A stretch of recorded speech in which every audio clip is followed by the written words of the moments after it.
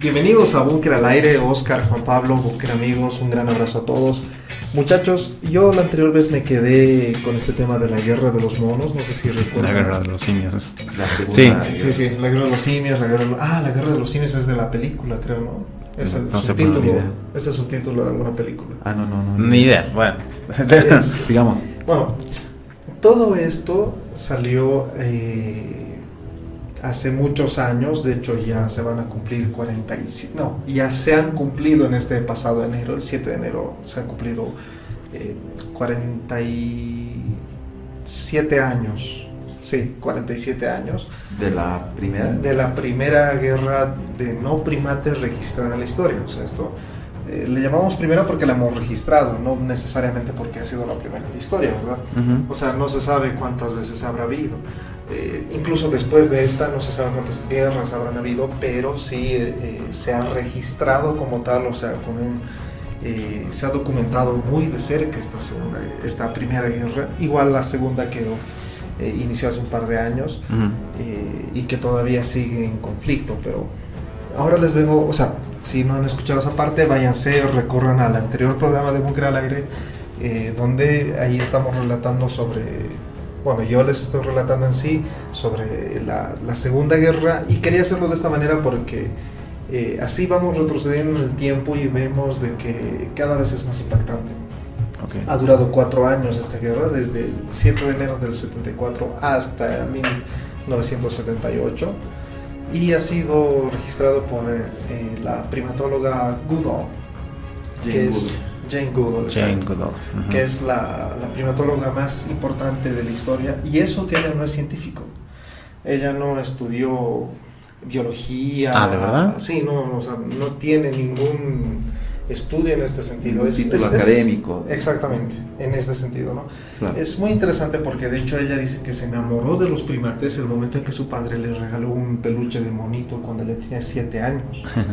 Le regaló un peluche, ella lo abrazó y dice que desde ese momento le encantaron los monos y su vida era su pasión era querer estar rodeada de monos. ¿Por qué les cuento esto? Porque aquí empieza la historia como tal ella tuvo mucho que ver con esta guerra y vamos a verlo después. Ya ha sido como Helena de Troya. No exactamente, pero es interesante, van a verlo, es realmente muy interesante. Ella se decantó tanto por los monos, estaba tan fascinada con esto de que ni bien pudo se lanzó a África, exactamente al parque Gombe en Tanzania. Okay. Es un parque enorme donde hay muchos chimpancés, muchos monos, sí, en este caso chimpancés, hablando exactamente. Y así, prácticamente lo que ella hizo fue ir ella, un par de personas más que consiguió que la acompañen, vivir entre los árboles y ver a los monos, registrar todo lo que veía. Prácticamente así empezó. De hecho, se pasó más de 10 años ahí conviviendo con los monos. A tal punto es el grado de su impacto, el impacto de su estudio, que se dice, incluso hay un libro que se dice La mujer que cambió lo que sabíamos del hombre.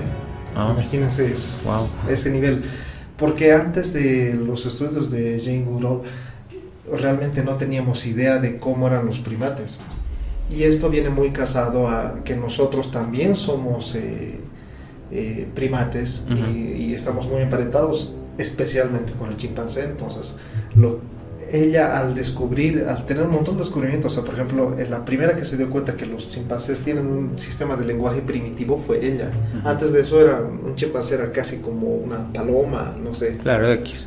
Sí, o sea, realmente se lo tenía muy por debajo. Pero ella descubrió que los chimpancés tenían un sistema de un sistema de lenguaje muy primitivo, que ellos utilizaban herramientas con cierta complejidad para llevar a cabo sus tareas, para alimentarse, para cuidarse. Y todo eso ella lo fue escribiendo a tal punto de que cambió la percepción de los primates en general, uh-huh. incluso de los seres humanos.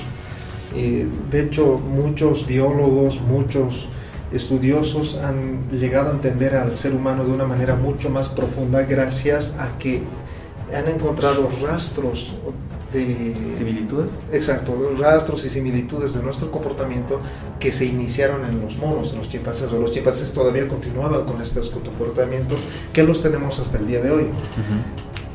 Para muchos el más grande descubrimiento de esto, o sea, que hizo Jane Goodall en relación a estas sociedades de chimpancés, es justamente la guerra. La guerra que le ha dado forma a todo el planeta, a la historia humana, a todos nosotros, a los países, nuestras cosmovisiones, nuestra historia en general está lastimosamente forjada por la guerra enteramente. Y ella descubrió que sí también hay organizaciones de guerra, por eso se llamaba la primera guerra entre primates no humanos de la historia, que se podían llegar a tener un nivel de violencia sistemática, un nivel de violencia organizada a lo largo de mucho tiempo, y eso es, como les digo, es guerra, ¿no? Claro. No eran enfrentamientos circunstanciales, no era una pelea. Era una pelea como un perro que se ve con otro, se ladran, se agarran incluso. Entre leones, entre hienas, entre, no sé, búfalos, pónganle el animal que quieran. No era de esa forma, sino que aquí había incluso un nivel de tecnificación de enfrentamiento mucho más parecido al nuestro que al de otros animales, como hemos visto en el anterior capítulo, ¿no? Con la Segunda Guerra. Pero bueno, ahora hablamos de la primera. Es muy interesante toda esta parte porque realmente con exactitud no se sabe por qué se inició la guerra. Se cree de que hay ciertos indicios, pero obviamente tendríamos que ser prácticamente un chimpancé para poder entender y haber estado en el momento, haber vivido el momento, y así de esa manera poder entender qué es lo que realmente ha pasado. Porque como solo es en base a observación y no hablamos su idioma, exacto, no entendemos su sistema de valores, sus códigos, exactamente, sus códigos de ética y demás, su sociedad en general, entonces es muy difícil para nosotros poder llegar a decir exactamente cuál fue el punto, ¿no? O sea, el punto que inició sí, y es como la anterior vez con la muerte de un miembro de otro clan, pero no se sabe exactamente qué llevó a ese punto. Aquí vienen las teorías, y de hecho las teorías son fascinantes. ¿Por qué les decía de que Jane Goodall fue la que inició todo esto, todo este conflicto? O sea, se calcula que ella fue, como Oscar decías, que ya lo inició, o Helena de Troya. Sí, indirectamente lo inició porque ella, para poder ver mejor a los chimpancés, organizó una especie de lugar donde les repartía comida. Entonces así es, ella provocaba de que los chimpancés se acerquen y ella puede estudiarlos más.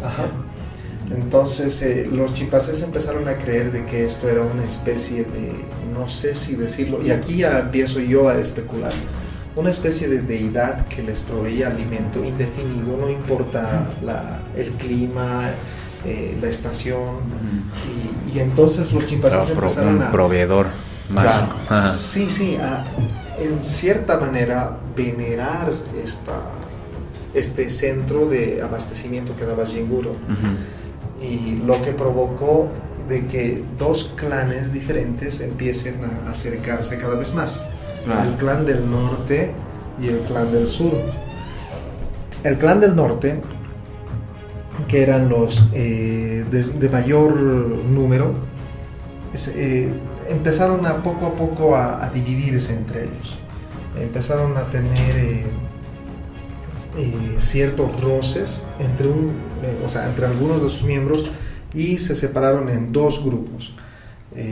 Un grupo más pequeño, el que realmente no llegó a tener un nombre en especial, que ahorita vamos a entender cómo fue esa situación. Pero como les digo, era el clan del norte, que son la comunidad Cajama, y el clan del sur, que es la comunidad Cazaquela. Eso, o sea, la guerra se podría decir entre los Cajamas contra los Cazaquelas. Estas dos agrupaciones de monos. De los Cajamas se dividió este subgrupo, y entre ese subgrupo se eligió un líder. Eligieron al macho alfa. El macho alfa decidió separarse definitivamente de los Cajama y se fue hacia los Cazaquela. ¿Por qué se hizo esta subdivisión entre los Cajama? Porque los Cajama tenían, hubo una explosión de nacimiento de machos, y eso es muy interesante. Habían demasiados machos y pocas hembras, entonces el nivel de competitividad y de, más alto. exacto, de agresividad, o sea, de mostrar la agresividad era Ajá. cada vez mayor. Claro.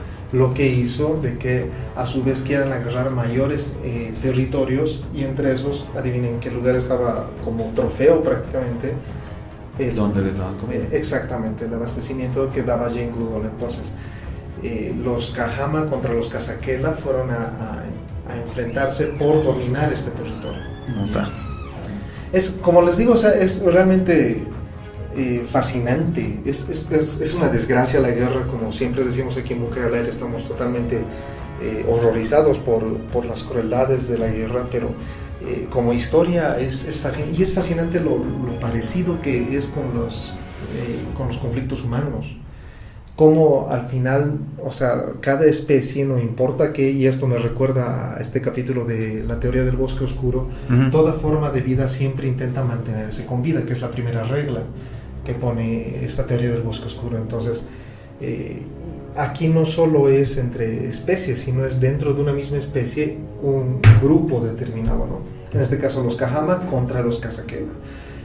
Es un indicio de cultura, digamos, de alguna forma, ¿no? Y eso, cuando yo estaba buscando la imagen para hacer la imagen del capítulo anterior de la Segunda Guerra de Simios, ajá, ahí me había topado con alguna cosa que igual no sé si por ahí la vas a mencionar, o seguro lo habrás encontrado, de los templos que arman los monos también, que habían encontrado vestidos y como que arman una especie de templos y con piedritas y sí, algo así súper loco, una ¿no? proto-religión. Y eso me hace a mí pensar que seguimos sin saber mucho, ¿no? Estamos muy perdidos los humanos, digo, sobre nosotros mismos, sobre nosotros, claro. sobre con quienes compartimos este planeta.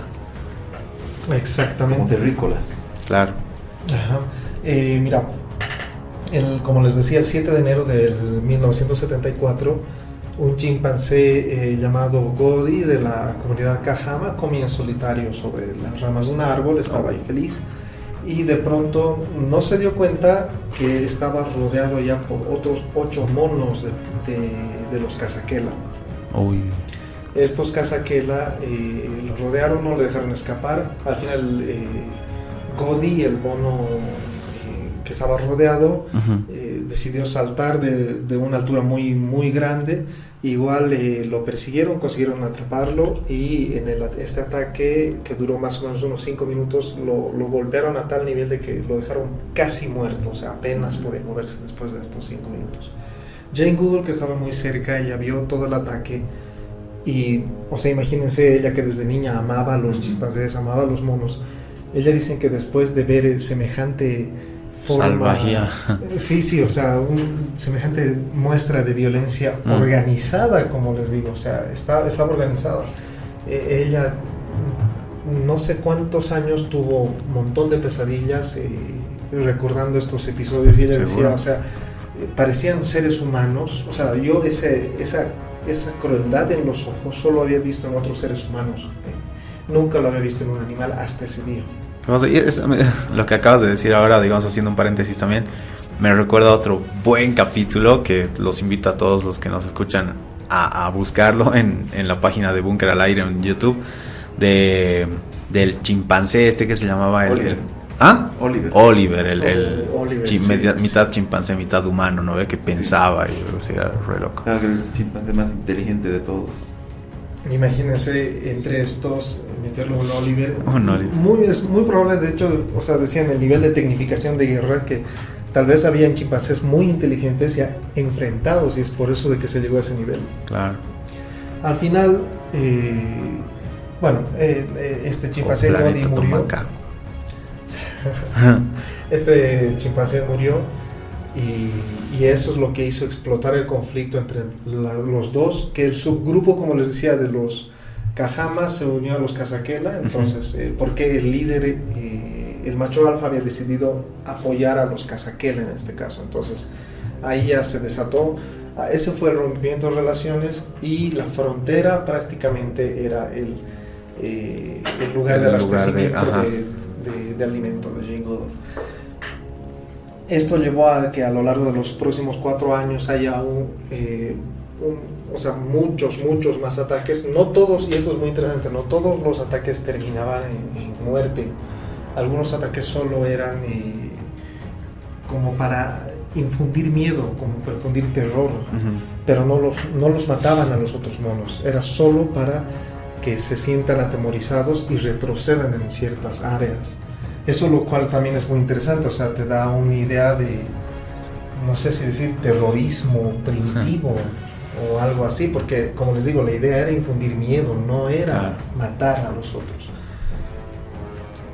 Otra cosa que a mí me pareció increíble es de que también habían saqueos.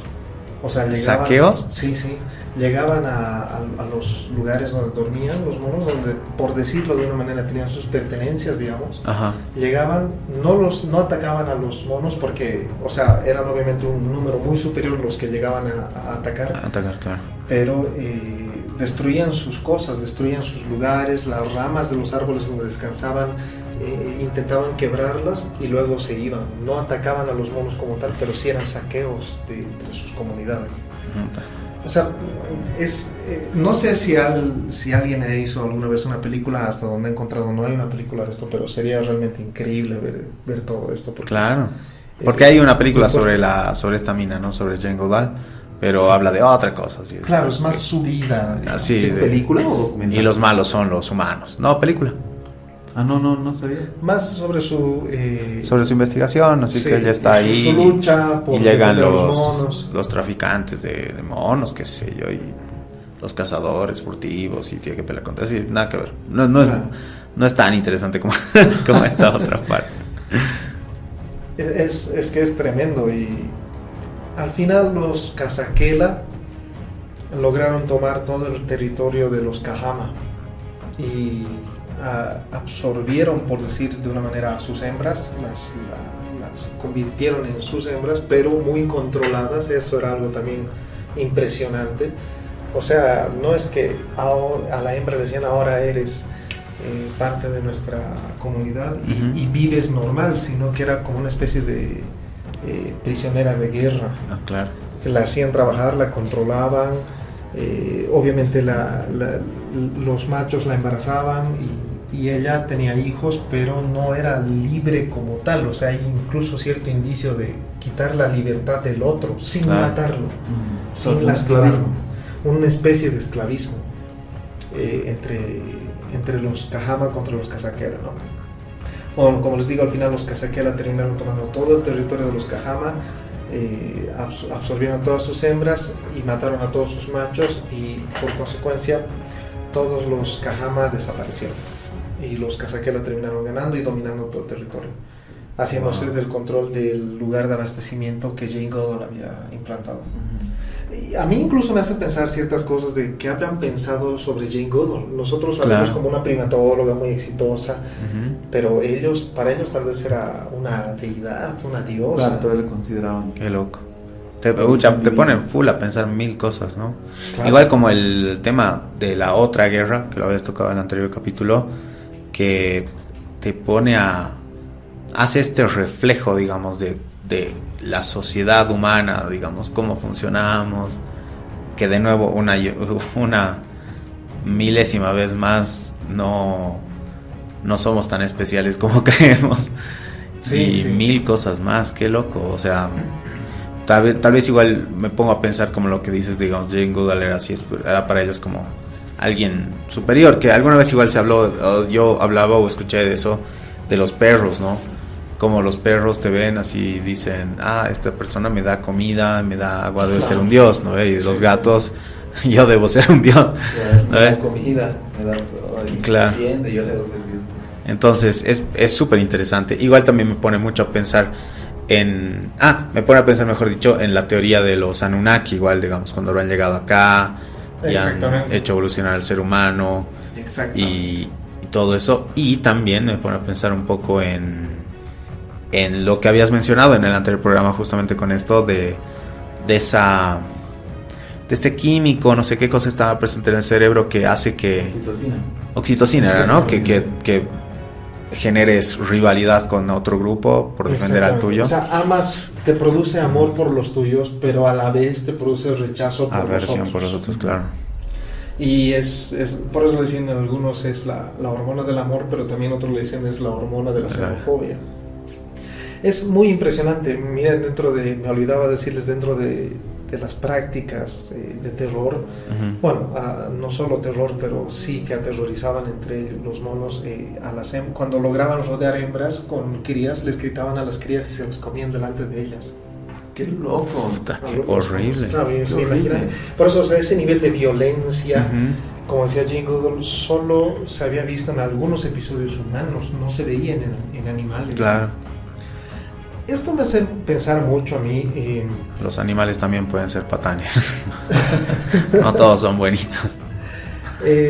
La inteligencia, o sea, pareciera que mientras más inteligente eres como especie, tienes un mayor grado de aplicación de violencia, tal vez. Miren que siempre se dice, ¿no? Los únicos animales que matan por diversión son los seres humanos, pero se ha visto muchos delfines, otra vez, los animales más inteligentes del mundo. Claro, jugar con focas hasta matarlas. O sea, matan focas por diversión. Por diversión. Y nada más. Recién había leído igual que hay pulpos que en el fondo del mar les tiran piñazos a los peces solo porque sí, porque se les canta. Claro, solo porque son rudos. Obvio. Y los pulpos también son seres muy inteligentes. Muy inteligentes. Te hace pensar mucho esto. Por ejemplo, igual no quise ver el video, pero me lo relataron. Hay manadas de perros callejeros, no tienen ningún dueño, se juntan en grupos y a veces cuando encuentran a otro perro que no es de ese grupo o a un gato, van y lo despedazan vivo entre todos los perros, entre toda la jauría. O sea, hay muestras de... Y como les digo, o sea, eso no es para comer, no es por nada, es netamente diversión. Claro. Pareciera de que a mayor inteligencia hay una curva que también te lleva a mayor aplicación de violencia sistemática y muchas veces incluso solo por una cuestión de autocomplacimiento, no sé. Autocomplacencia, exactamente. Por darte gusto. No hay tanto una situación estratégica en esta... Como si la mente estuviera ligada a la maldad, algo así. Por decirlo de una manera, a mayor inteligencia, tal vez mayor maldad. Una vez escuché y con esto ya cierro todo este tema, que realmente es muy oscuro, es muy complicado de asimilarlo. Una vez escuché a un oriental decir esto, que me pareció fascinante. Él decía, ¿por qué los occidentales ganaron las dos guerras mundiales?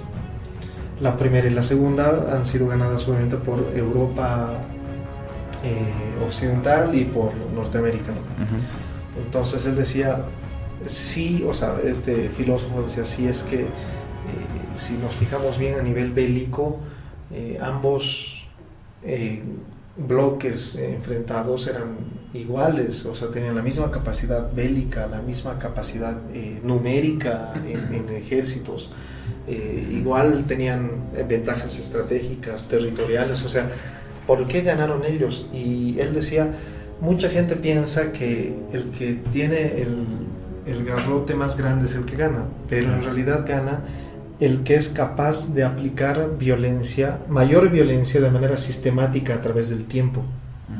Ese es el que gana, decía. No una explosión de violencia, sino el que mayor nivel de violencia, pero sostenida. Claro, Poder mantener ese nivel de violencia. Ese es el que gana. Y a mí me hace pensar, no sé si es que lo han visto desde este punto de vista, estas guerras de primates, pero sí me hace pensar de que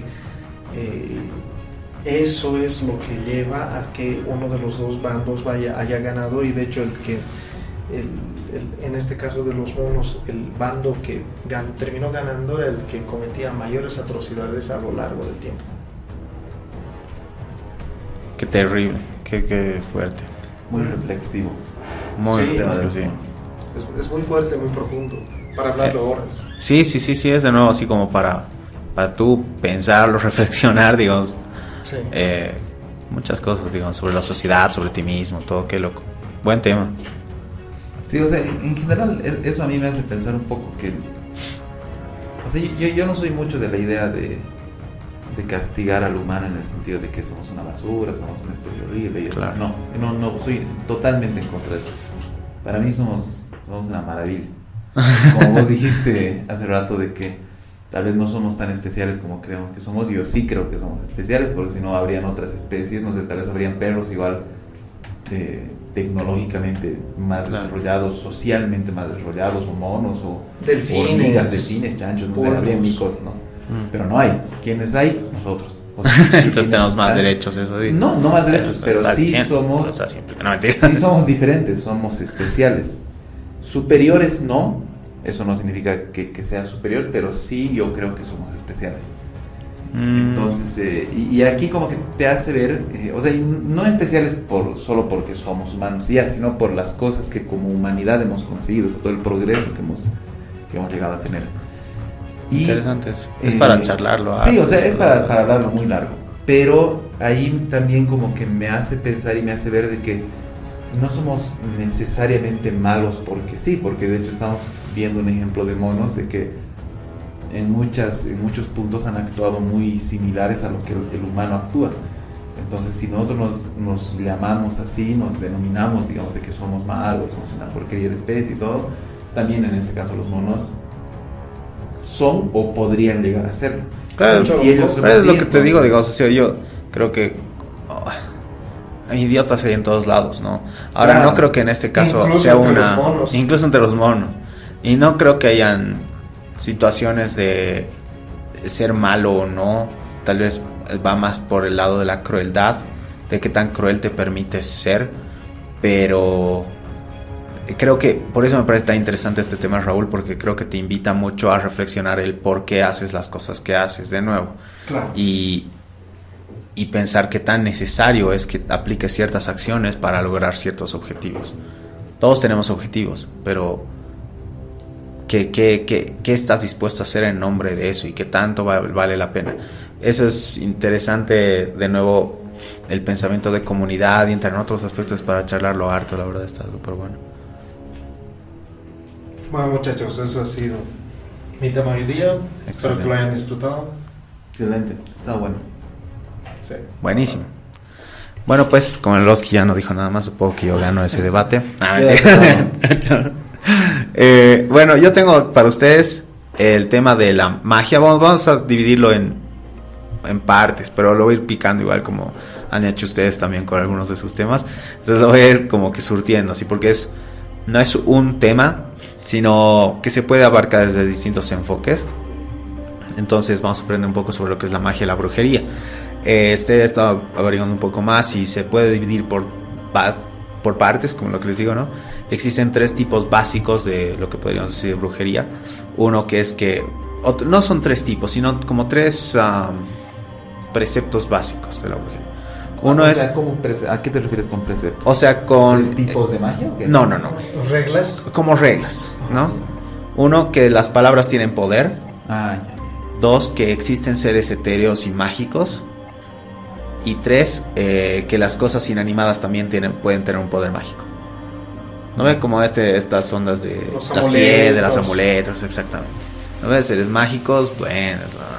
Y bueno, hoy vamos a comenzar por la parte de la palabra como fuente de poder mágico, ¿no? Entonces quiero empezar con esta parte que dice de Juan capítulo 1, versículo 1 al 18. Claro, dice: al principio existía la palabra, y la palabra estaba junto a Dios, y la palabra era Dios. Al principio estaba junto a Dios. Todas las cosas fueron hechas por medio de la palabra, y sin ella no se hizo nada de todo lo que existe. En ella estaba la vida, y la vida era luz de los hombres. Entonces esa es una... ¿Ah? Amén. Amén. Esa es una cita de Juan, de la Biblia, en la cual ya de por sí te habla mucho de la relación que existe de la palabra como tal con Dios.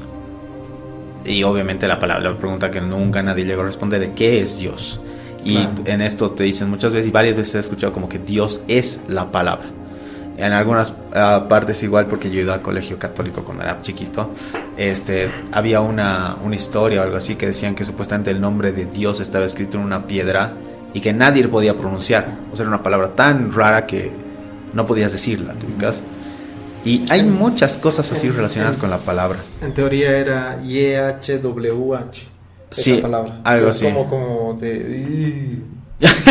no sé, algo así. Así, otra cosa que es muy interesante también, junto con de la palabra y la religión, digamos, relacionada con la palabra, vamos a ir picoteando así por distintas fuentes, porque hay algo muy interesante también relacionado con esto, es la palabra Om, no el clásico Om. Eso, pues que es uno de los mantras más sagrados para las religiones, para los budistas, para los hinduistas también, y que ellos lo asocian como, dicen que este es el sonido que ha generado el universo. Ya. O sea que ha construido. es como que de ida y de vuelta, que cuando el universo ha sido creado, podríamos hablar del Big Bang, digamos. Claro. Este es el sonido que el Así primer es sonado, sonido que ha claro. existido, digamos. Pero que el universo se ha creado porque este sonido se ha producido. ¿Me dejo entender? Es como una especie de super conjuro mágico. Por eso Claro. quiero hablar de las palabras mágicas, ¿no? O sea, el Om es lo que ha construido el universo. Con lo que ha construido el universo. Entonces es como que la Y palabra ese- creadora por excelencia. ¿Y Por eso eso dónde cuando se ha meditas generado? con eso, tú entras en sintonía con el universo y cosas buenas pasan.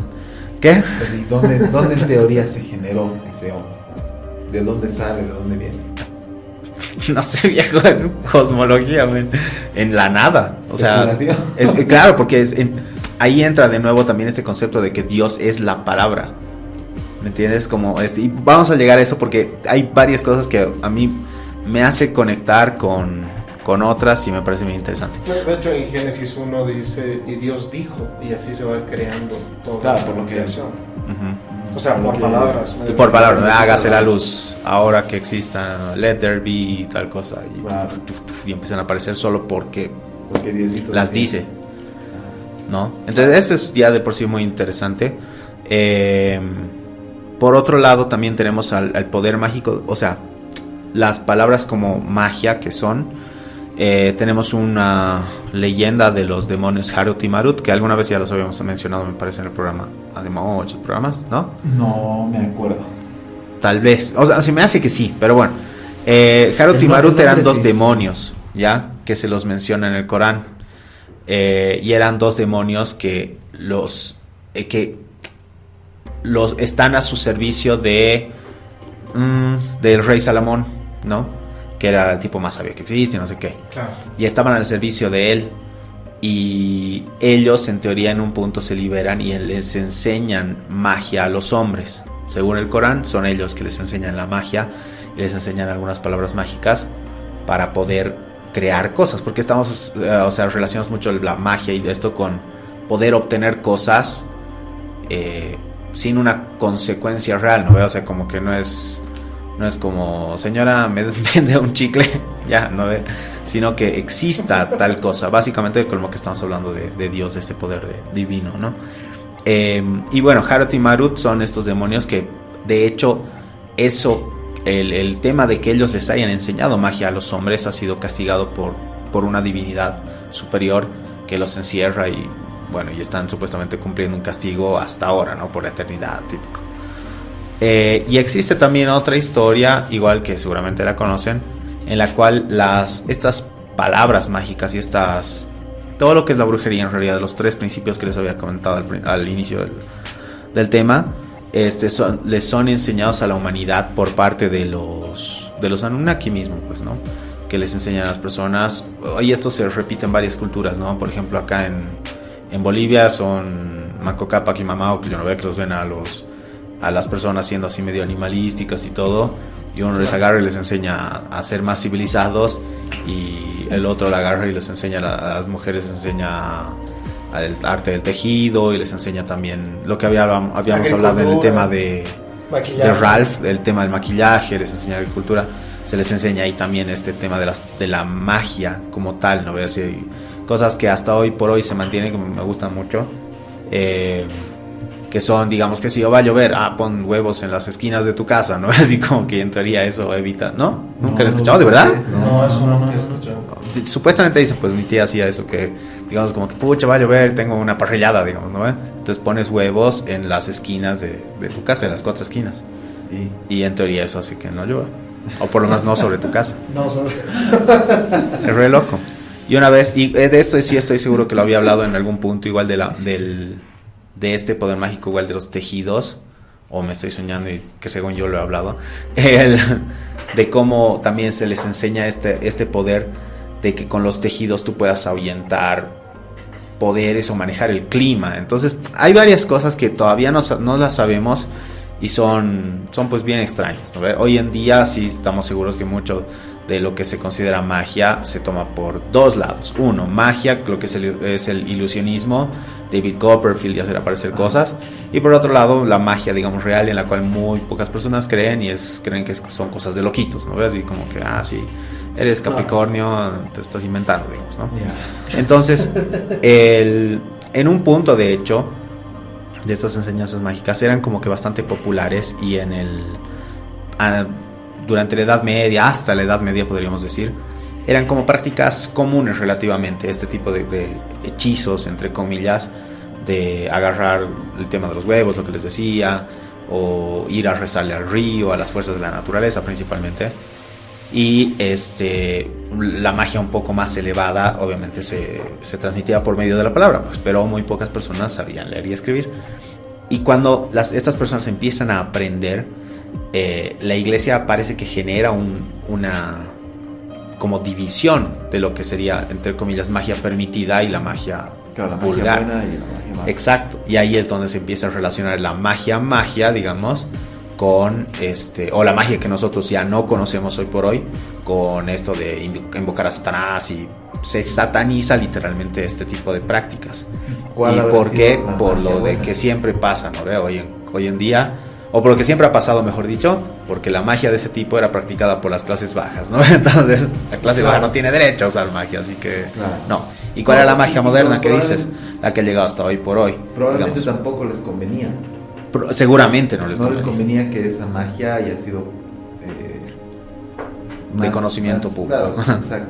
Sí. Se es parecido más. Y la que usaban, que decías cuál era la magia moderna, esa era tu pregunta, ¿no? Sí. Que es la que conocemos hoy por hoy, que es curioso porque ya no la consideramos tanto magia, que es la astronomía, el de las estrellas, el usar cuarzo para la energía y cosas así. Ahora, lo interesante y lo que les decía que me parece re loco, creo que igual alguna vez lo había mencionado en el búnker. Mi memoria es corta, así que los buenos búnker amigos me van a ayudar escuchando todos los capítulos que hay en YouTube y presentándome un resumen. ¿No?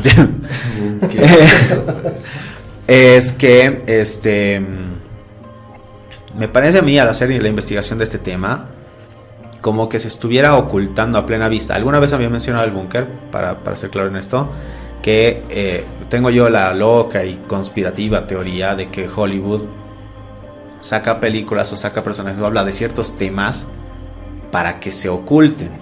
Por ejemplo, la película Hombres de Negro, tú buscas ahora Hombres de Negro en internet y lo más que te sale son las películas. Es lo que más vas a encontrar porque obviamente es súper popular. Will Smith y Chris Hemsworth y Tommy Lee Jones, ¿no? Y así pues hay otras cosas también sobre las cuales puedes buscar y que se hablan, digamos, en el cine, pero ya no vas a encontrar la nota real, voy a decir entre comillas, sino esto más acercado hacia la cultura pop, digamos, ¿no? O totalmente camuflado. Claro, y lo mismo que se lo normaliza, ¿no?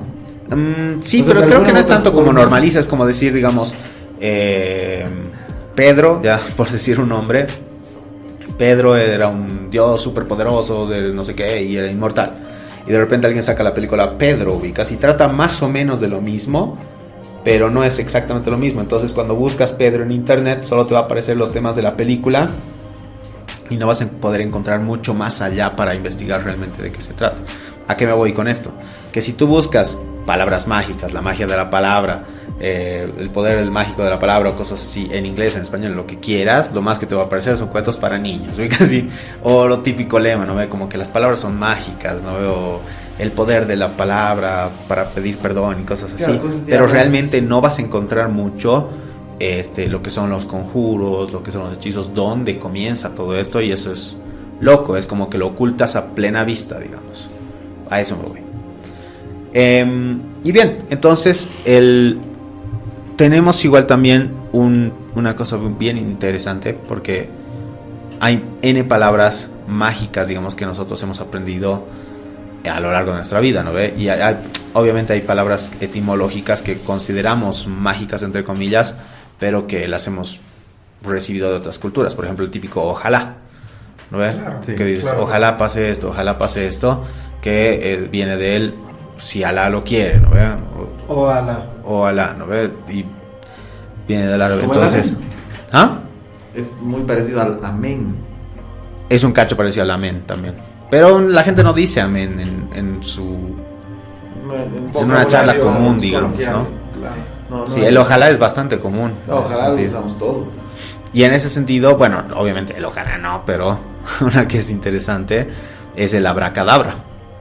No, es la típica palabra mágica por excelencia, abracadabra, Sí, claro. patas de cabra, no sé qué. Y yo me pregunto así, ¿de dónde? Es una palabra súper rara, así como que no tiene sentido, no es como que pueda significar algo. Bueno, resulta que puedes tener algunas, etimológicamente no se sabe realmente de dónde viene, pero hay personas que creen que pueda venir de distintas partes, la mayoría de Oriente, ya, porque se considera que, de nuevo, si son Harut y Marut los que han originado el tema de las palabras mágicas, bien podría venir desde ahí.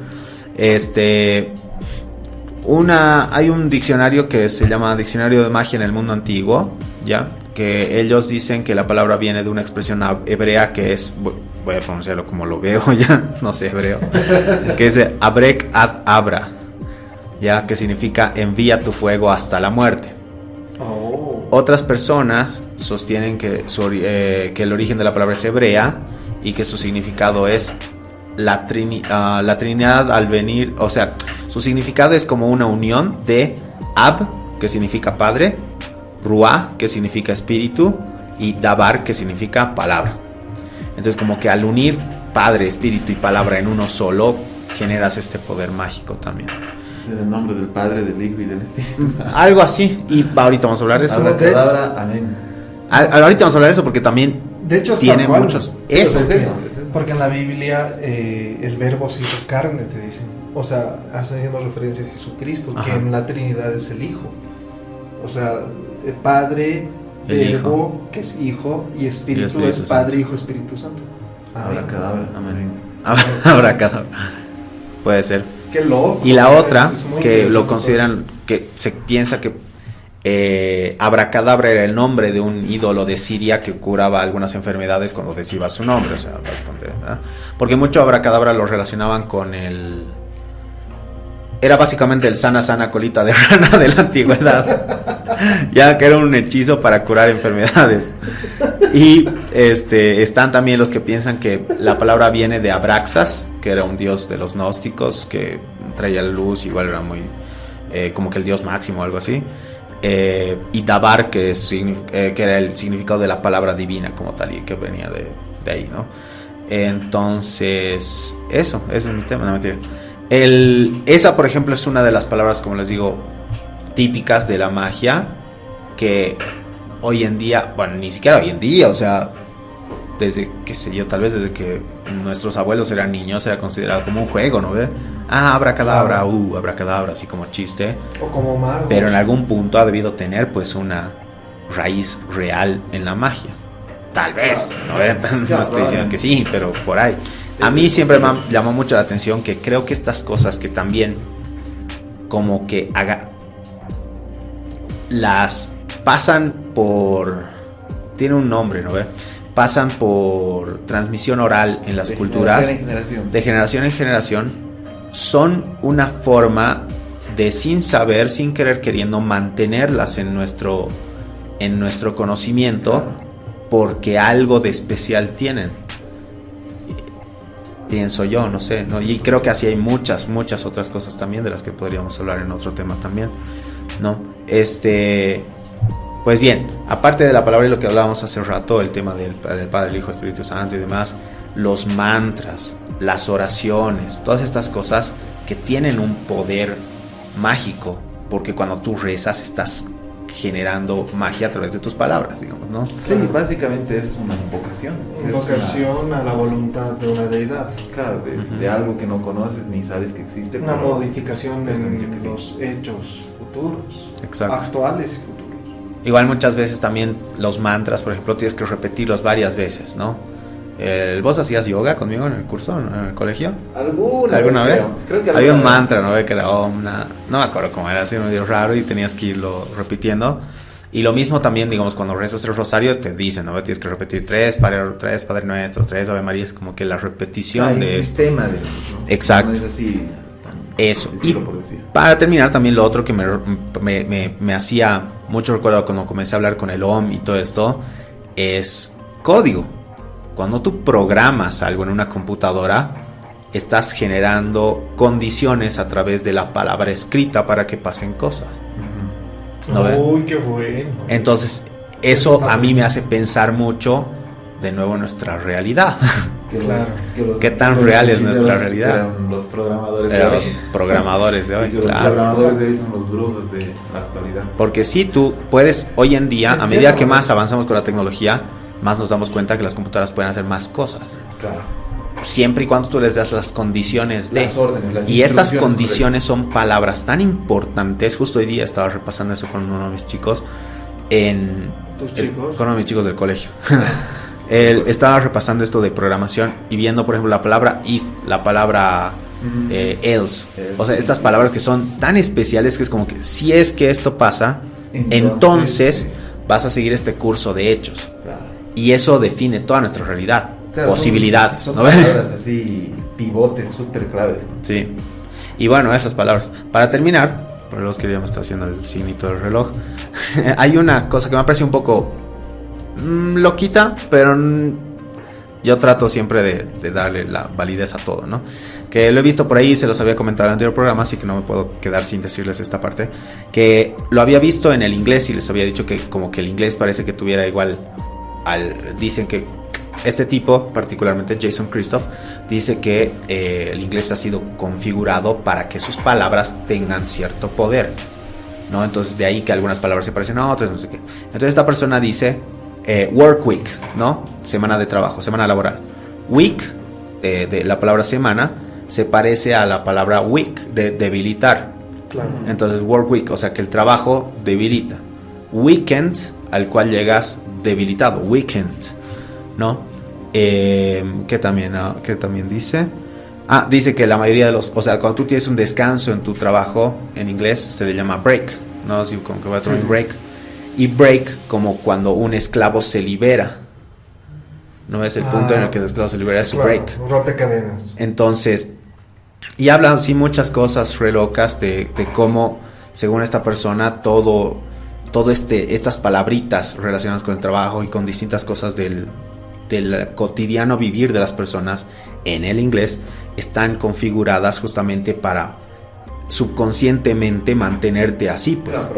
Programarte para ser un esclavo que tiene que matarse toda la semana. Tienes tu fin de semana al cual estás hecho pelota para descansar y volver a cansarte, ¿no? Entonces eso me pareció interesante, un poquito loco, pero interesante. Ese es mi tema. A mí me parece extraordinario lo que dice sobre esto de los programadores. O sea, se programa en base a palabras escritas. Nunca me he dado cuenta de eso. Y muchos dicen de que nuestra realidad...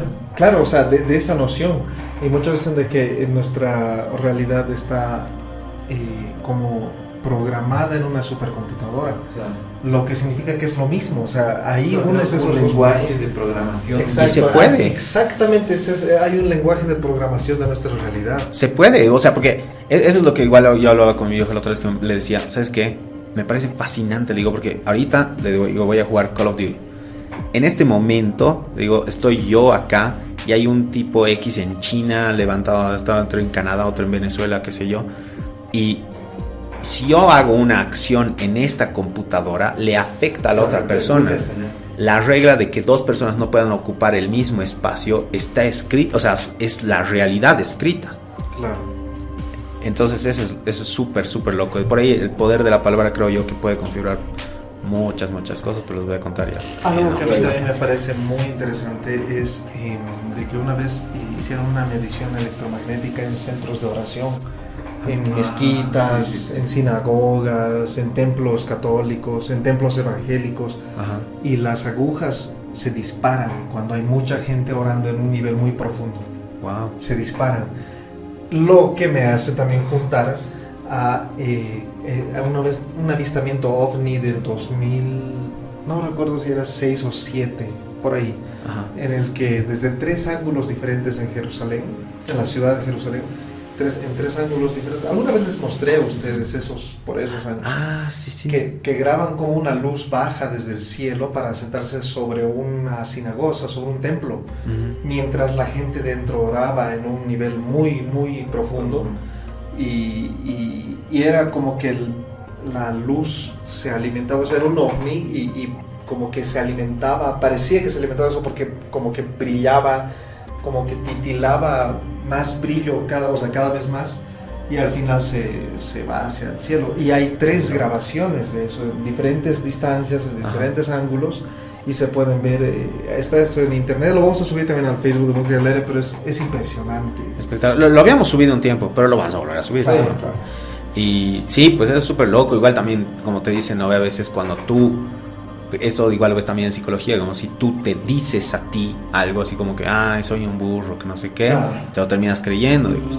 Lo O que si es tú, la programación las neurolingüística. afirmaciones, ¿no? Cuando si levántate de tu cama temprano, te miras al espejo y dices, hoy día va a ser un buen día, así súper ñoño, y lo dices varias veces, al punto de que te lo creas, y eso, programas tu cerebro para estar en mentalidad tiburón, ¿no? Mentalidad tiburón. Sí, pues. Espero que les haya gustado, gente.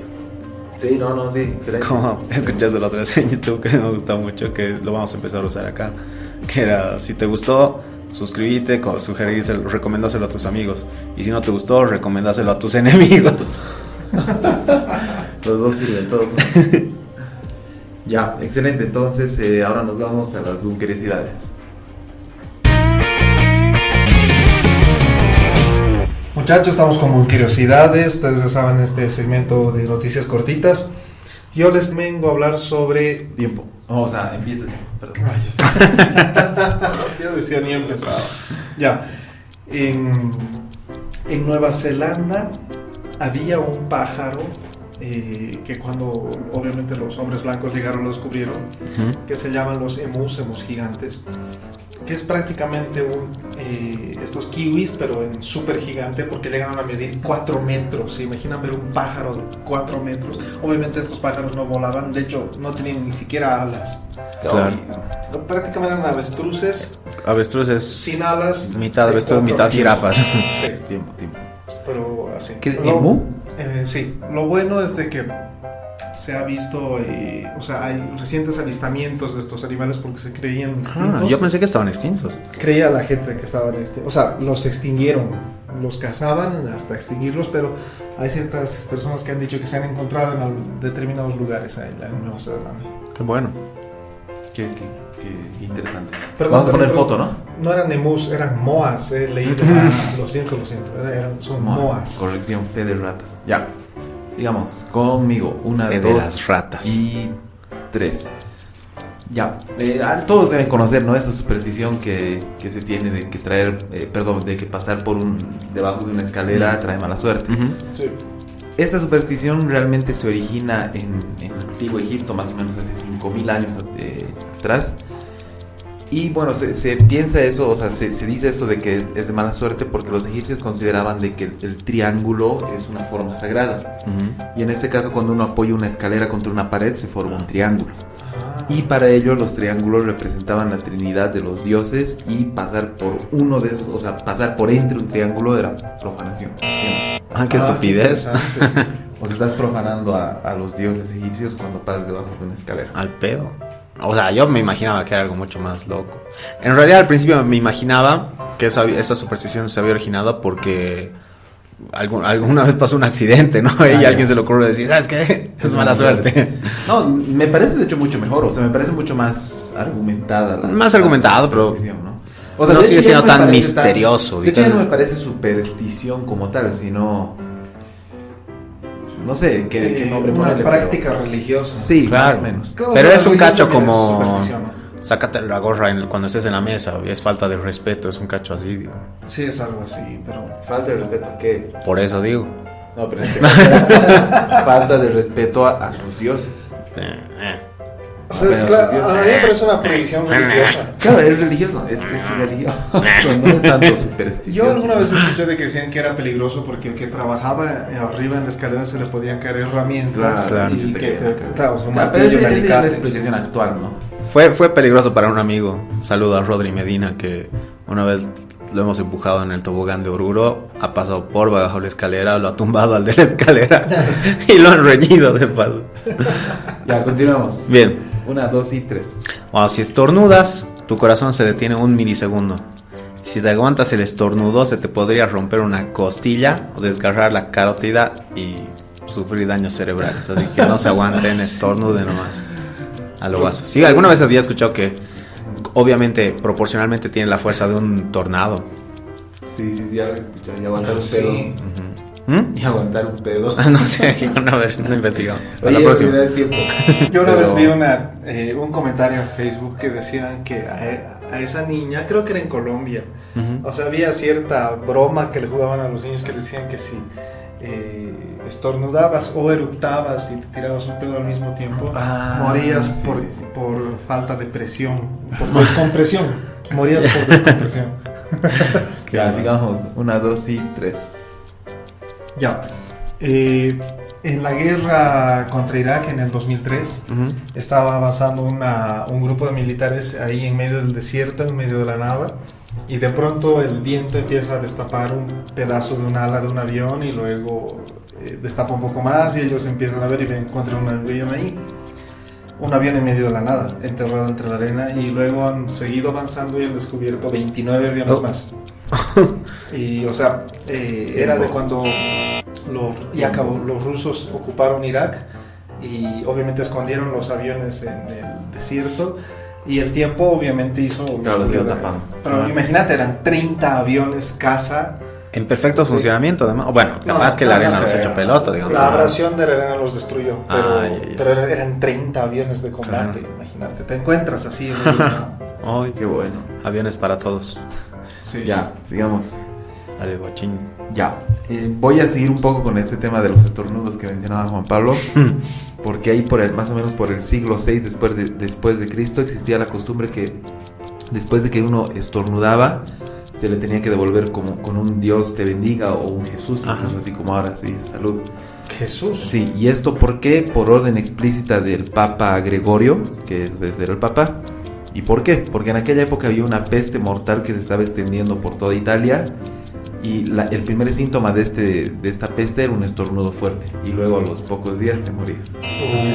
Lo que podría ponerse con esto, con la tos, digamos, hoy en día. Es Que entonces, coronavirus. Claro, sí, entonces ya son Pero los gringos lo siguen manteniendo. O sea, en inglés dices bless you.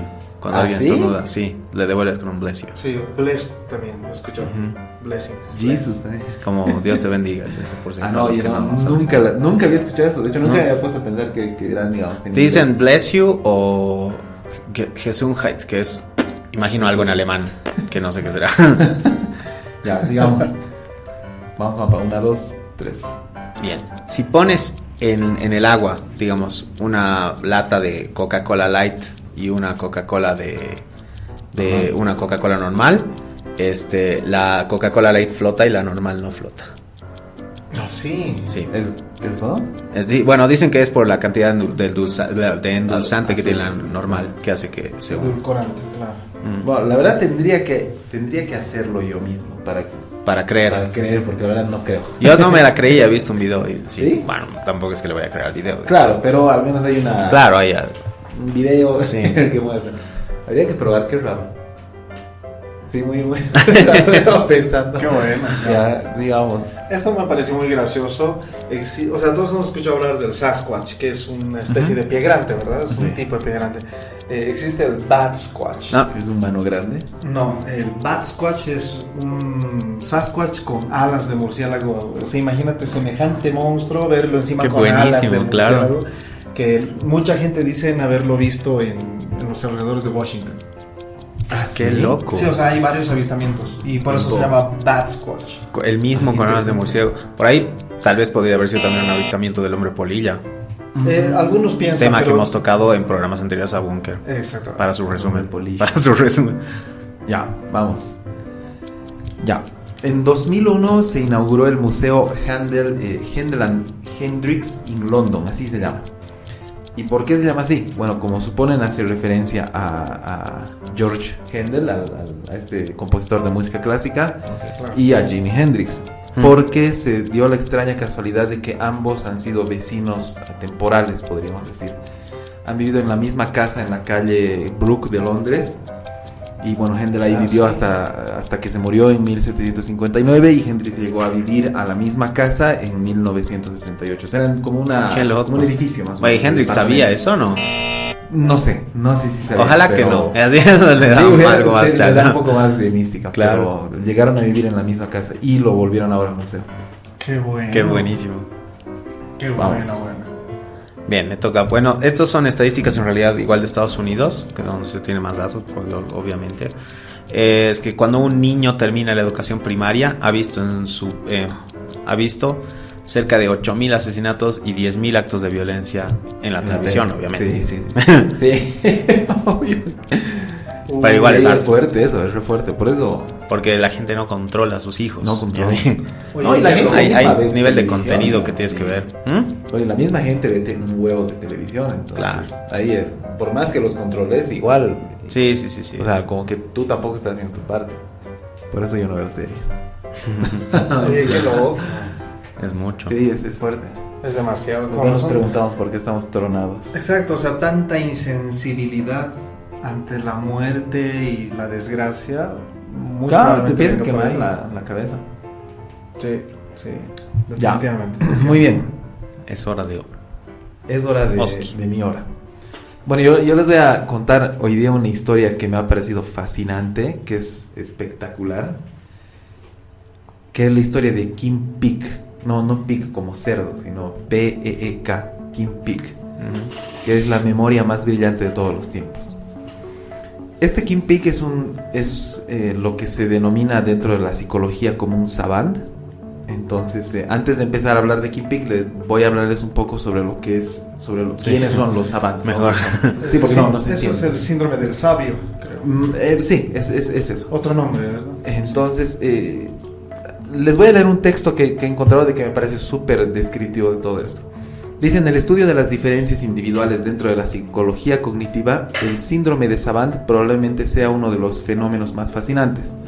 Algunos expertos investigadores de la memoria opinan que no obtendremos una completa comprensión de la cognición y de la memoria humana hasta que no comprendamos a los Savant. No sé si es Savant o Savant. Suena mejor Savant. Savant. Bueno, Sí. entonces queda Savant. Los Savant son personas que, a pesar de padecer una severa discapacidad cognitiva, poseen un talento excepcional, en muchos casos espectacular y todavía misterioso para la ciencia neurológica. El síndrome de Savant fue presentado por el doctor J. Landon Down, que es más popular por haber descrito y dado nombre al síndrome de Down. Entonces, él mismo, este mismo doctor es el que ha presentado este síndrome de Savant. Y dice, bueno, o sea, Savant es un término que procede de la lengua francesa y que se traduce por sabio. Se caracterizan por estar dotados de una habilidad especial generalmente vinculada a una memoria portentosa y simultáneamente padecer una discapacidad intelectual o un gran déficit en su competencia de raciocinio, siendo frecuente entre ellos la condición de autista. No todos los savants son autistas, se estima que alrededor del 50% de estos individuos pertenecen a la población autista. Sin embargo, solo un 10% de los autistas tienen habilidades savant. Claro, o sea, no todo savant es un autista y no todo autista es un savant. Es un savant. Y o sea, este es el síndrome del que padecía Kim Peek. Ahora, ¿quién era Kim Peek? Bueno, era un tipo, un bebé, que nació en un 11 de noviembre de 1951 en Salt Lake City, en Estados Unidos. El mismo día de su nacimiento, los médicos que han llevado el parto y todo eso, les dijeron a los papás de Kim que el bebé sufría de retraso mental, o sea, un fuerte retraso mental. Ni bien nació. Sí, y que con mucha seguridad no iba a poder llegar a caminar nunca. Y bueno, debido al grado, digamos, o lo crónico del retraso que tenía, le recomendaron a los papás de que lo internen en un centro donde iban a poder atenderlo. O sea, me imagino que tal vez indefinidamente, no sé. Y bueno, los papás de Kim en este caso no accedieron, no quisieron eso y se lo llevaron. El problema específicamente con el que fue diagnosticado se llama macrocefalia, de que esto es un cráneo que tiene proporciones anormalmente grandes, o sea, era demasiado grande su cabeza. Y uno de los puntos tal vez más locos de todo esto era de que su cerebro no tenía el cuerpo calloso. ¿Qué es el cuerpo calloso? Es el tejido que conecta los dos hemisferios del cerebro. Y como que es el medio por donde se intercambia la información entre las células del cerebro. De los hemisferios. Exacto. ¿Alguna vez has escuchado que este cuerpo calloso es, o sea, cuando tienes dañado el cuerpo calloso es muy complicado para cualquiera, o sea, es casi que te mueres?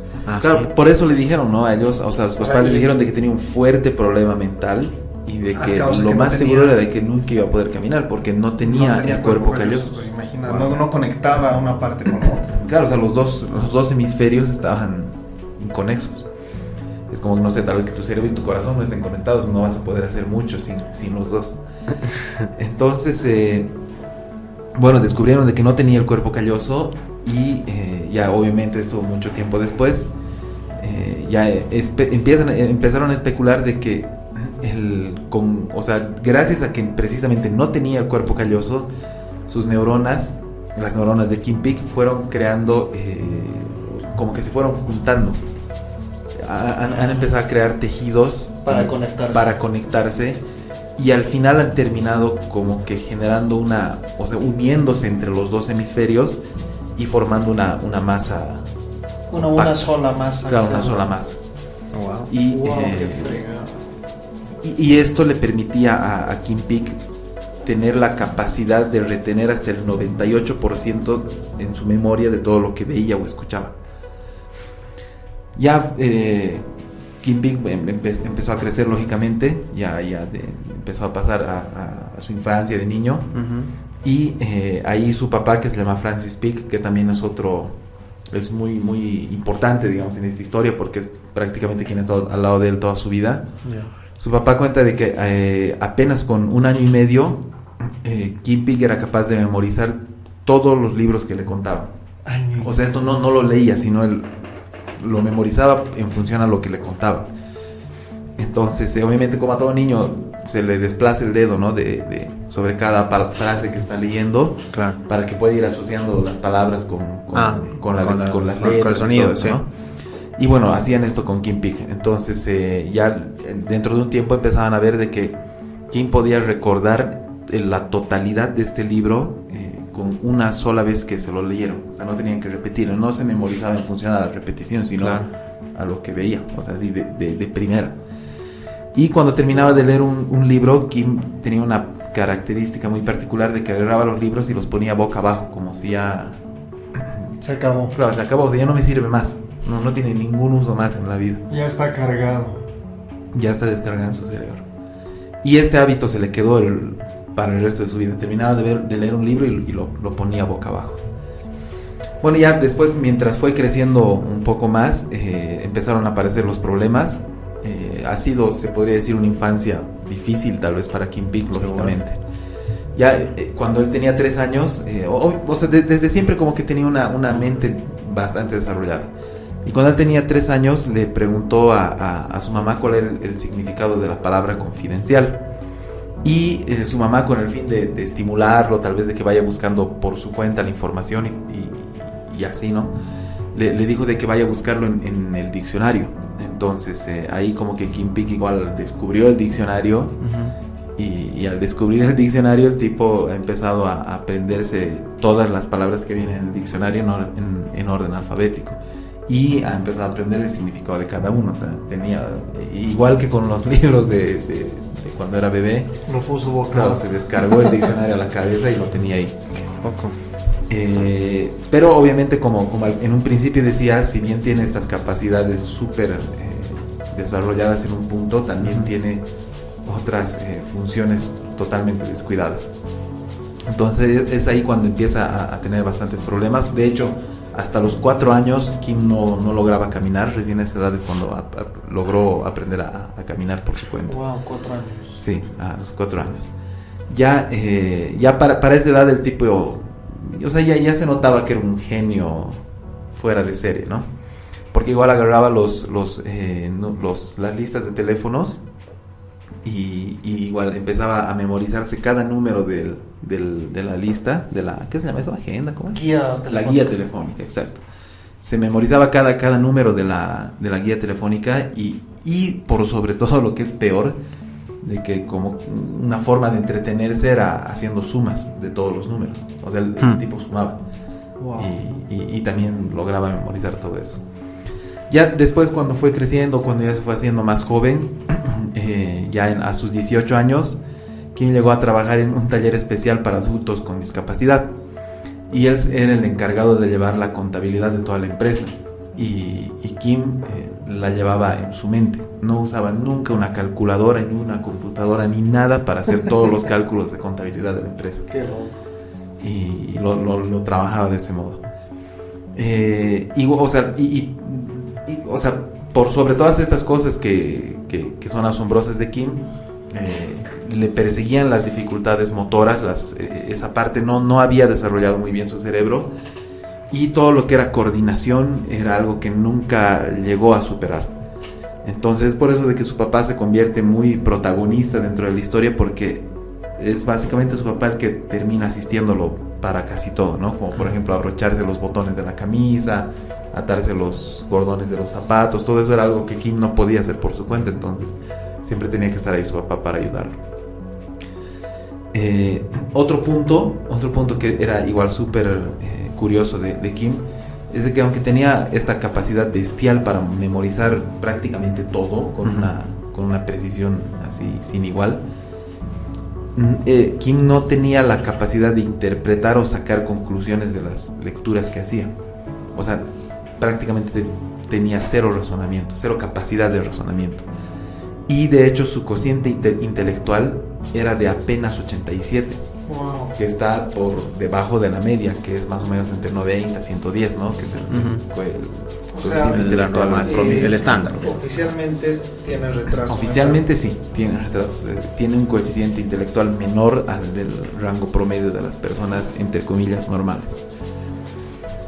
Se dice también de que durante su vida llegó a leer y a memorizar aproximadamente entre 9 a 12,000 libros. ¡Wow! Se tiene ese dato de que el tipo, o sea, aparte de leerlos, obviamente se memorizaba toda esa cantidad de libros. Una cosa que a mí me ha dejado loco, era de que Kim Peek podía leer las 2 páginas o sea, abrías el libro y podía leer las 2 páginas, la página izquierda y la página derecha al mismo tiempo. Wow. Porque la página izquierda lo leía con el ojo izquierdo y la página derecha lo leía con el ojo derecho. Como camaleón. Al mismo tiempo y en un lapso máximo de hasta 10 segundos no por página, sino por las 2 páginas. Claro. O sea, el tipo se tragaba libros realmente. O sea, es un escáner. Claro, era un escáner, una máquina. Sí. Literalmente el tipo era un escáner así, bestial. Y básicamente cualquier libro, o sea, pueden imaginarse el libro más gordo que quieran, Kim Peek lo leían en un tiempo máximo de 1 hora. Wow.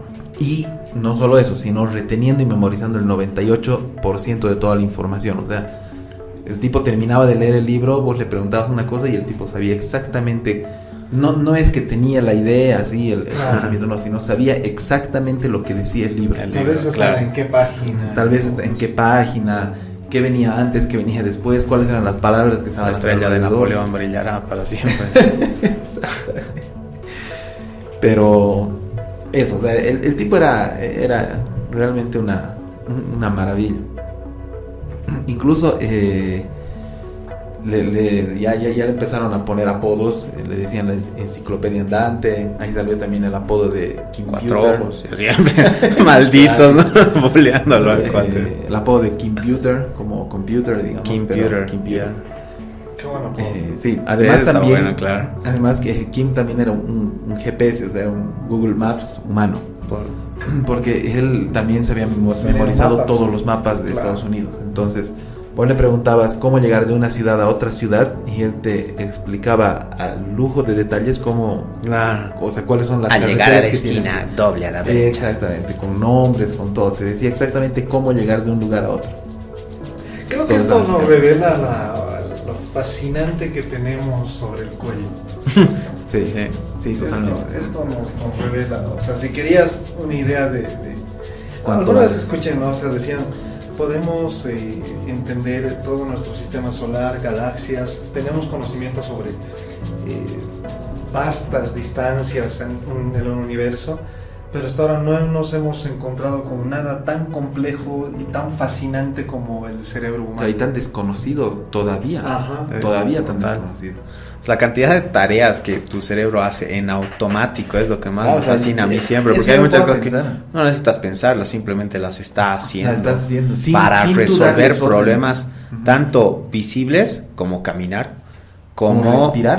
como cosas que no las percibes, como agarrar y disparar síntomas para que tu cuerpo se ponga en recuperación, digamos, en modo de autocura. A mí Loco. eso siempre me puedes a pensar, o sea, de esos momentos en los que te pones a pensar así en cosas que no tienen sentido, ¿no? Y ahí me pongo a pensar, ¿por qué respiro? O sea, que Sí. yo en ningún momento de Mando. manera consciente Claro. digo, bueno, o cuando despierto, digamos, ya, bueno, hay que empezar a respirar. No, nunca, claro, nunca digo eso, o sea, automáticamente ya respiras y no te das cuenta y ya estás respirando, igual pestañear. Entonces, yo quisiera saber en números de computadora, por decirlo de algún modo, cuánto RAM consume nuestro cerebro. O sea, Está bueno eso. ¿Cuál es la cantidad de memoria RAM Ajá. que está utilizando cuando estamos haciendo funciones normales? O sea, no sé, trabajar, escribir un email, Claro. Claro. llamar por teléfono, cruzar la acera. ¿Cuánto RAM realmente en términos de computadora estaremos utilizando? ¿Y cuánto Eso está tendremos? súper bueno, me gusta eso. ¿Ah? ¿Y cuánto qué? ¿Y cuánto de RAM tendremos? ¿Cuánto tendremos? ¿Cuál es la, la Para que hacer- estallas así como que, oye, me lo puedes hacer esto más, vete al diablo, así, tú y todos estos. así. Ya, yo creo Ya que explota, cuando crashea. el administrador de tareas. Finalizar tareas. Oye, nada más. tun. Saber eso nos ayudaría mucho para no llegar a nuestros límites y justamente no llegar a esos excesos. Claro. O sea, de hecho, si nos ponemos a pensar más profundamente, y este es un tema muy loco realmente, muchas acciones de las que nos arrepentimos, que llegan a ser ilegales, crímenes y demás, se llega por una saturación mental. O sea, la mayoría son por una saturación mental, un exceso de estrés. Ujú. Si sabríamos cuánto Claro, de ¿cuál es RAM nuestro tenemos, exacto, y cuánto es cada tarea, sabríamos organizarnos mejor. Como Oscar dice, sabríamos nuestros límites y así podríamos evitar llegar a Claro, tener... gestionar mucho nuestras emociones mismas. O sea, la gestión, Exactamente. eso ya va vinculadísimo. Claro, con la porque, gestión de y eso emociones. también es súper loco, porque si bien el cerebro parece como que hasta ahora sí súper buen tipo, que te lo hace muchas cosas en automático, hay muchas cosas que te lo hace así en mala leche, ¿no?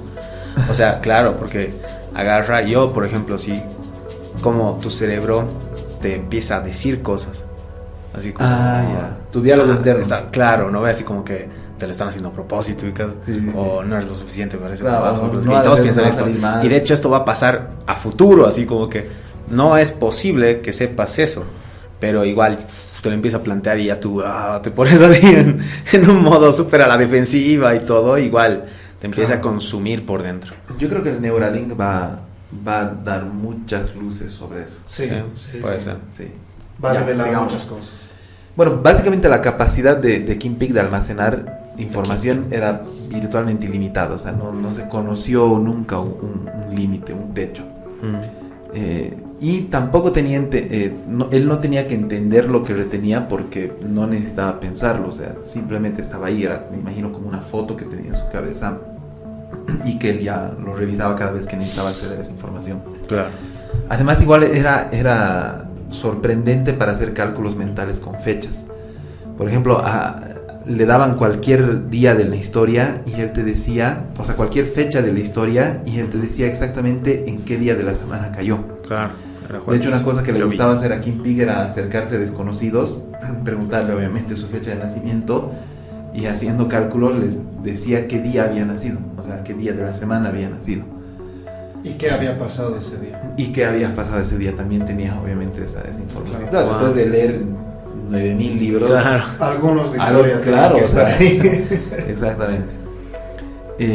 Bueno, luego ya su papá y aquí ya va entrando un poco la parte esta de una película que se llama The Rain Man. Es una película antigua, sí, con Tom Cruise Dustin Hoffman y Tom Cruise. Dustin Hoffman, bueno, que claro, llegó a ganar Oscar y todo. Es una película excelente, ¿no? Esta película Rain Man es inspirada más bien en Kingpin. En Kingpin, perdón. El Kingpin del crimen. Es inspirada en él, no es basada, porque la película difiere bastante de lo que es la vida real, o sea, la historia real de ya, claro, es más como un personaje inspirado en él. Claro, es una historia ficticia, ¿no? Ajá, es real, claro. pero está inspirado en las habilidades que tenía Kingpin. Uh-huh. Y bueno, después sacaron un libro que se llama The Real Rain Man, como el verdadero Rain Man, el hombre de la lluvia y eso. Y su papá en este libro dice: Kim no es un autista, de hecho su personalidad es cálida y cariñosa. Kim se preocupa auténticamente por las personas y gusta de compartir con ellos sus habilidades únicas. Sus conocimientos enciclopédicos incluyen disciplinas como la historia, biografía, geografía, deportes, ingeniería, cine. También conoce en profundidad la Biblia, la historia de la iglesia mormona, el calendario, literatura. Puede identificar casi cualquier composición de música clásica, así como las fechas y lugar de nacimiento y fallecimiento del compositor. Además se mantiene informado sobre la actualidad en el mundo y en los Estados Unidos. Entonces, ya entrando un poco más hacia la película, o sea, la película no es que se la hizo cuando murió, sino estaba vivo todavía. Ya. Kim Claro, Peek la película es de los 80. Sí, 70 y pico, 80, algo así, no me acuerdo. 80. Sí. Se la hizo esa vez, ¿no? 1988 exactamente, The Rain Man. ¿Ah, sí? Sí, entonces, bueno, ¿por qué sale la película? Porque precisamente el escritor de esta película, que se llama Barry Morrow, había terminado unos años antes de escribir el guión para una película que se llama Bill, que es un hombre que, o sea, la película trata sobre un hombre con un retraso mental, uh-huh, como que en la que intentan desmitificar muchas ideas mal concebidas que se tenían en aquel entonces sobre el retraso mental, sobre las personas con retraso mental. De hecho lo muestran como un hombre muy, muy tierno, muy amigable, ¿no? Uh-huh. Y bueno, precisamente por eso la película fue todo un éxito y todo. Precisamente por esto, o sea, por este buen trabajo que hizo el escritor Morrow, en 1984 lo invitan a una conferencia del Comité de Comunicaciones de la ACR en el estado de Texas, que era como que un comité que precisamente trataba sobre estos temas. Y el presidente de este comité era el papá de Kim Peek, que era Francis Peek. Entonces ahí se conocieron y ahí Francis Peek le habló sobre su hijo.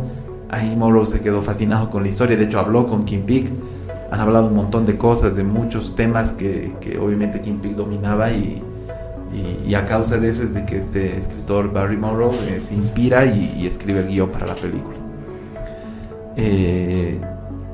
Al final, bueno, ya pasa la película, la hacen, es todo un éxito. Dustin Hoffman llega a conocer incluso a Kim Peek para poder empaparse un poco más del papel y todo interpretarlo eso, ¿no? Mejor. Exacto, interpretarlo mejor.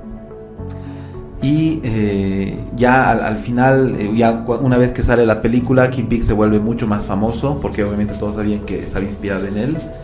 Y ahí Kim Peek empieza a dar conferencias ya a nivel nacional, internacional, lo llaman de un montón de lugares. De hecho se calcula que más o menos 2 millones de personas ha sido el alcance de entre su en sus público. conferencias, claro, que ha llegado a tener Kim Peek.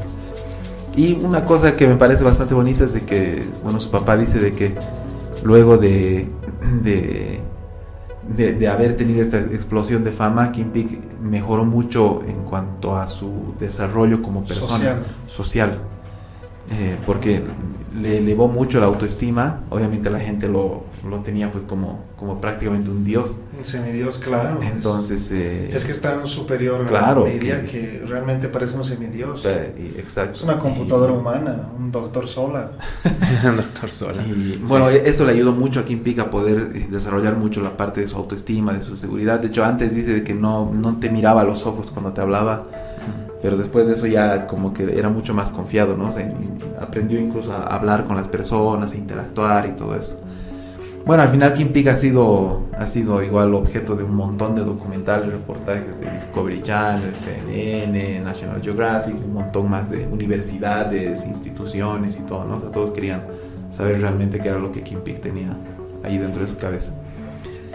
Y bueno, finalmente... Cuando en realidad era lo que no tenía. Lo que no tenía el cuerpo calloso. Finalmente llegó un día en el que Kim Peek estaba una mañana ahí preparando tarjetas de Navidad acompañado de su familia. Kim Peek no tenía ningún tipo de enfermedad, no tenía ningún tipo de padecimiento ni nada, pero lastimosamente en esa mañana sufre un paro cardíaco inesperado. De la nada. Fulminante, de la nada. Me imagino que esas fallas que hay, que ya no como que no tienen vuelta atrás. Le da este paro cardíaco, lo desploma en el suelo y ya. Kim nunca más vuelve a despertar. ¿Cuándo era eso? Eso pasó un 19 de diciembre de 2009. Apenas había cumplido 58 años, tampoco era mayor, o sea, no era un anciano, nada. Exacto. Y bueno, ahí es la fecha en la que Kim Peek ya fallece y se apaga su memoria. Qué impresionante. Imagínate la capacidad de triangulación de datos que tenía. O sea, no sé, tal vez, obviamente él tenía problemas para poder interpretar esa información. Claro. Pero alguien con esa capacidad que pueda interpretar la información, yo creo que hasta podría ser, no sé, o sea, por decirte algo así, predecir los números de la lotería. No sé, claro. De hecho, esto a nivel rumor, que es, bueno, si no han visto la película, yo tampoco la he visto, la verdad. Me imagino que tal vez es spoiler porque he visto algunas cosas por ahí, o sea, he leído algunas cosas por ahí de que esto a nivel rumor se dice de que Kim Peek incluso sabía, no sé si han escuchado eso de contar las cartas. Claro, de eso se trata, en los casinos. del blackjack. Exactamente, Kim Peek dominaba eso. O sea, podía ir y poner en quiebra todos los casinos que quisiera, pero no lo hacía porque no lo consideraba ético. En la película, pero sí aparece como que, claro, o sea, Dustin Hoffman, que es no básicamente sobre eso. ¿Ah? Básicamente sobre eso se trata pues la película. O sea, él va a los casinos y hace eso, ¿no? Pero en la vida real, o sea, en la historia real, Kim Peek nunca le decían de que haga, nunca quiso hacerlo. Sí. Claro, era un abuso de su poder. Claro. Por eso yo les decía, es una especie de semidios, porque realmente tenía que evitar abusar de su poder. Una vez he visto algo así. Hay un chango en el cole igual que tiene síndrome de Asperger y le encanta la música, es muy bueno así en rítmica y todo, ¿no? Porque además implica tiempos, es muy bueno con las matemáticas. Y su papá le estaba ayudando a manejar un programa de edición de sonido y me imagino que tendría que compilar ciertos archivos de sonido. Tú te pones uno para facilitarse la vida, se ponen los nombres de archivos de sonido, no ve audio JP, audio Raúl, audio Oscar, no sé qué. En cambio este chavo lo vi así en su cuaderno, ahora decía 1.23.54.12.mp3, ¿no? 1.23, así, ha llenado como 3 páginas, así, de cabeza, man. Así, nombres raros, así como que, ¿de dónde sacas esto? Le digo así. Son los archivos del no sé qué, ¿qué se llama su programita? No me acuerdo. Pero así, como 3 páginas al llenado, así, nombres, pero nombres así, números. Wow. Así como que 23.4XJ24, así como yo también, este es ya a nivel Beautiful Mind, así. Qué fregado. Sí. Oscar, alguna vez me contaste que en el colegio, creo que era en el colegio, alguien recibió un golpe en la cabeza y después se volvió un genio. Me acuerdo que te conté de eso, pero no me acuerdo dónde. No era del cole. He escuchado una historia parecida, che, igual. Creo que yo les hablé en el búnker. Sí, creo que sí.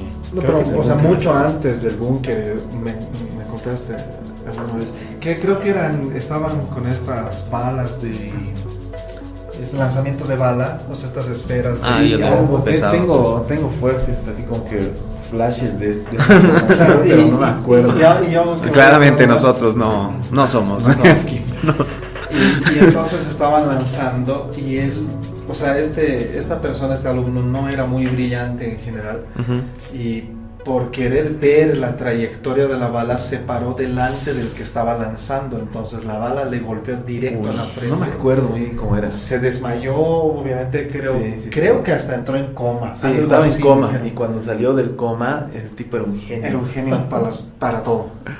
Sí, yo creo, había escuchado, creo que la misma historia. Pero tal vez la has contado, men, alguna vez. Es que Que era yo me del acuerdo la colegio, conté, yo no, me no, acuerdo no. algo del colegio. No, que yo me acuerdo la conté en el búnker. Sí, pero debe ser de los primera temporada que para el público que nos está escuchando nos hemos Eso no propuesto está subida. reciclar esos programas porque Sí. no hay registros, son de coleccionistas nomás, Digitales. coleccionistas. Claro, para alguno que... Para- Rolando Blanco, por ejemplo. Hola, claro, que es uno de los primeros fans. Sí, sí, Creo que Rolando Blanco es el primer seguidor de Búnker al Aire y que, no sé, él se debe acordar de esto porque hace 5 años, no, 6 años ya que estábamos en la 5 años. radio. Y claro, no grabamos los programas, no tenemos... Pero todo era en vivo. Un registro exacto, era en vivo y no tenemos ese registro, pero como dices, vamos a reciclarlos porque habían temas muy buenos que obviamente podemos hacer nuevos programas con eso para que la audiencia también esté completa en ese sentido. Claro, exacto. Buenísimo. Excelente, pues. Bueno, muchas gracias por habernos escuchado. Eso fue todo de mi parte. Nos vemos en la siguiente. Bueno, soy JP, ya saben, gente, entonces espero que les haya gustado el programa de hoy. Los temas han estado buenos, a mí particularmente me han gustado, los de Raúl y de Oscar, el mío también me ha gustado. Así que, nada, pues un abrazo, cuídense mucho. Sí, hemos tenido hemos tenido un programa tremendo, muy bueno. Les mando un fuerte abrazo a todos los Búnker amigos. No se olviden seguirnos en la página de Facebook para más contenido. Posteamos más cosas a lo largo de la semana. Siempre es divertido estar en contacto con ustedes y ustedes con nosotros. Siempre es muy bueno. Les mando un fuerte abrazo a todos. Este ha sido Raúl. Nos vemos la siguiente.